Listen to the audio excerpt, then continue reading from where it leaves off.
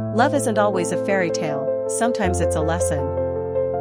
I used to believe in fairy tales. Not the kind with glass slippers or magical castles, but the kind where love solved everything, where if two people really cared, they could make anything work. I met her when I was 23. It wasn't dramatic or storybook-like. No serendipitous encounter or grand gestures. Just two people in the same coffee shop on a rainy Tuesday, reaching for the same blueberry muffin. She laughed. I apologized. We started talking. Her name was Emily. From the beginning, she felt like someone I had known in a past life.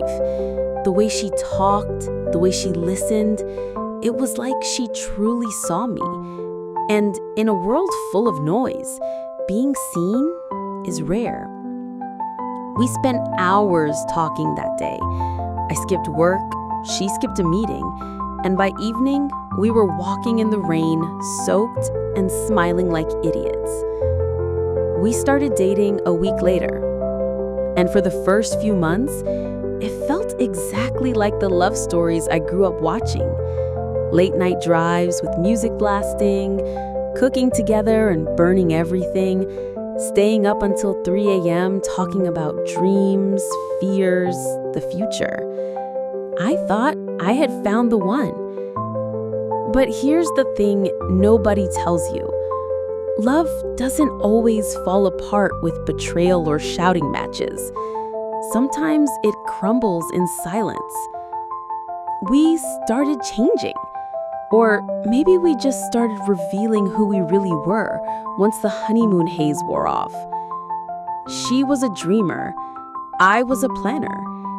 She wanted to chase art and feelings and spontaneity. I wanted structure, stability, a 5-year plan. We tried to meet halfway, but you can't build a bridge when neither side is grounded. The arguments weren't explosive. They were quiet and tired. The kind where you feel 1,000 miles apart. The kind where "I'm fine" becomes a daily lie. One evening, after a particularly long silence, she said it. "I love you, but I don't think we're right for each other anymore." I didn't say anything. I couldn't. My throat closed and my heart sank to the floor. I didn't beg her to stay. She didn't cry. We just sat there, both knowing it was over and maybe had been for a while. She left that night, and just like that, everything we had became a memory. The days that followed were heavy. I stopped listening to music. I couldn't walk past that coffee shop. I avoided our mutual friends. I deleted pictures, but kept one. The one where she's laughing with her head tilted back, looking more alive than I'd ever seen anyone look. I blame myself. Was I too cold, too rigid? Did I try hard enough? Was love not supposed to be messy? I replayed every moment like a movie on loop, searching for the exact second things started to fall apart. But love doesn't end in a single moment. It fades slowly, painfully, and sometimes without reason. I didn't heal overnight. No one does. But with time, something shifted. I began doing the things I used to love. I picked up a camera again. I started running. I read books that challenged the way I thought about love, pain, and growth. And then one day, I realized I hadn't thought about her in a week. Not out of bitterness, but peace. She was a chapter, an important one, but not the whole story. I ran into her about a year later. she looked different, happier, and I think I did too. We talked briefly, no bitterness, just two people who once loved each other deeply and learned from it. She told me she moved to a different city to pursue painting full-time. I told her I finally started my own business. We laughed about the muffin, about how young we were. And then we said goodbye. No drama, no longing, just gratitude. That moment confirmed something I had suspected for a while.